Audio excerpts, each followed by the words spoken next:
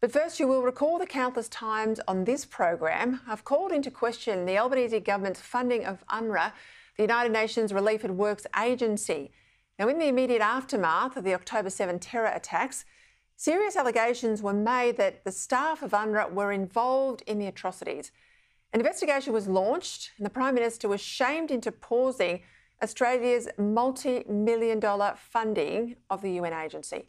Before the investigation was concluded, though, Labor lifted the bar on funding and the millions flowed again. Well, today, sufficient evidence has linked 9 UNRWA staff with this October 7 attacks, and that's forced this admission of their involvement by the UN and termination, says the UN, of their employment. Joining me now to discuss this and more, Shadow Home Affairs Minister James Paterson. Well, Senator, thank you for your time. I mean, clearly it was a mistake to reinstate the funding before we even got the results of this investigation. Clearly now the Prime Minister only has one option, doesn't he? That's absolutely right, Peter. The Prime Minister has nowhere to hide. He was warned that his decision to increase funding for UNRWA while it was under investigation for its employees being complicit in the worst atrocity against the Jewish people since the end of the Holocaust was a massive risk. He was warned that Australian taxpayer dollars could ultimately go to an organisation that employs terrorists. And we begged him not to resume that funding because of this risk. But he and the Foreign Minister ignored that advice, ignored those warnings, resumed that funding, and now they are complicit in funding an organisation that itself has admitted it employed at least 9 people who participated in the 7th October atrocities. Now, that's offensive at any time, but right now, when Australians are struggling with the cost of living, when taxpayers work very hard for their money, I think it would be utterly offensive to most Australians, the idea that their hard-earned money is being sent to an organisation that employs terrorists in Gaza. What was horrific to me, James, was to learn that these UN workers were described as teachers, as social workers, including one who was an Arabic instructor. And he was revealed to be a Hamas military commander that helped slaughter civilians in Kibbutz Be'eri. Now, for years, there's been allegations around UNRWA. I think the first time I would have heard about them was 15 plus years ago. Allegations that it facilitated terrorism.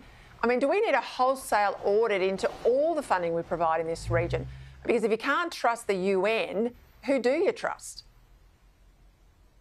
I think that's right, Peter. I think we do need to run a very fine comb over every dollar of foreign aid that we send to that region, because it is unconscionable, the idea that a single cent of Australian taxpayers' money would ultimately find its way into the hands of terrorists.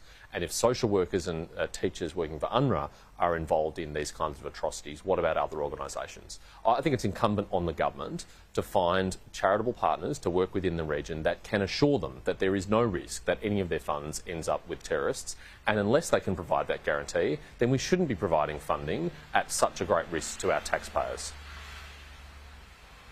All right, let's talk about these Gaza visas the government's handing out. We've discussed them before. We've discussed the fact that some are being approved in under 24 hours. No Australian officials on the ground to handle security checks. We learned on Friday that Labor's got a secret plan to make these temporary visas now permanent. If we're not checking these people, James, thoroughly, it'd be madness to give them a pathway to citizenship when we've seen in recent months just how hard it is to remove citizenship from someone if there's a problem down the track. Why don't we just roll over the current temporary visas? Why make them permanent? That's right, Peter. Tony Burke is off to a very bad start in the portfolio, and if one of his first major policy initiatives is to grant permanent protection visas to people who we can't be assured do not pose a risk to the Australian community, then I think he'll be very harshly judged for his second stint in this portfolio after his spectacular failure the first time he was appointed to this portfolio.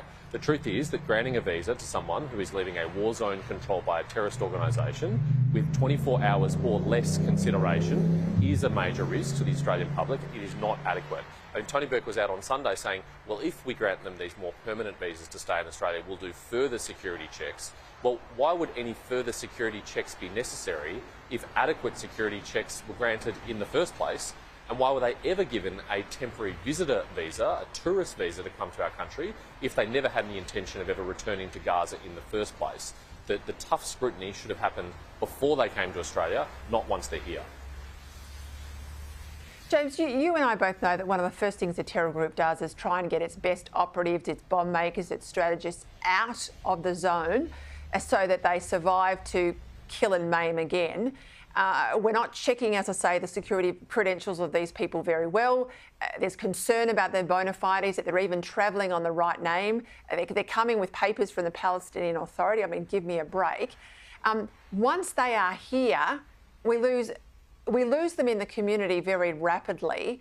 This is a massive risk to Australians. Well, that's right. And even if not a single terrorist makes their way as part of this cohort into our country, you can bet your bottom dollar that there will be many supporters of Hamas within this cohort. Your colleague Sherry Markson identified at least one through a desktop social media search when these visas were first granted. If she can find one, I bet there's many in there. And after the surge in anti-Semitism since the 7th of October in our country, the damage to social cohesion that has been done, do we really think it's a good idea to bring any more supporters of Hamas to Australia and to allow them to stay on a permanent basis? Frankly, I don't think so, and I don't think the Australian people would agree either. James, they've gutted the Home Affairs portfolio. They've thrown the security chiefs out of the National Security Committee. They've sacked the head of the Home Affairs Department. They've got this gaping hole, I would argue, here on the security of visas. You make the point, even if they're not terrorists in Australia, they could well be sympathisers. They could also be fundraisers for Hamas. That has happened before. Money left Australia for Islamic State. Young people here were radicalised. I mean, this is cack-handed management by Labor. Look, let me add one more to that list, Peter. We have supporters of Hamas in Australia openly wearing their logos and their symbols on the streets of Melbourne and Sydney, including the logo of the Al-Qassam Brigades of Hamas, which is the militant wing of the organisation, in defiance of the hate symbols legislation that the Parliament passed unanimously earlier this year.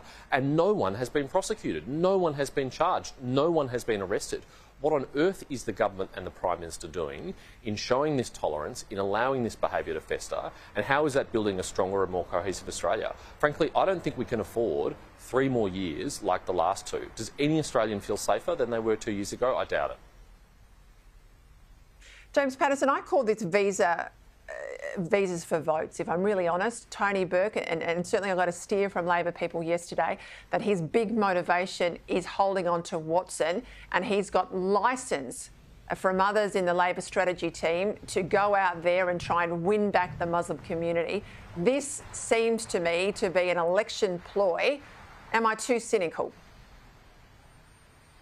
Well, the Prime Minister certainly didn't appoint Tony Burke because of his great success in the portfolio last time. This is a person who, in just 80 days as Minister, allowed 83 boats carrying 6,634 people into our country. So that's not the reason why he was appointed. I think the only reason we can point to is the enormous political pressure that the Labor Party is facing in southwestern Sydney from the Muslim Votes Matter group and others. And let's be honest, Tony Burke considers himself a future leader of the Labor Party. Now, that might be hard for you to see, Peter, and for me to see, but that's what he believes. There's no way he's taking any risks with his political future, and if ever forced to choose between the national interest and keeping his seat, I'm pretty sure which choice he's going to make. Thank you for your plain speaking, James Paterson.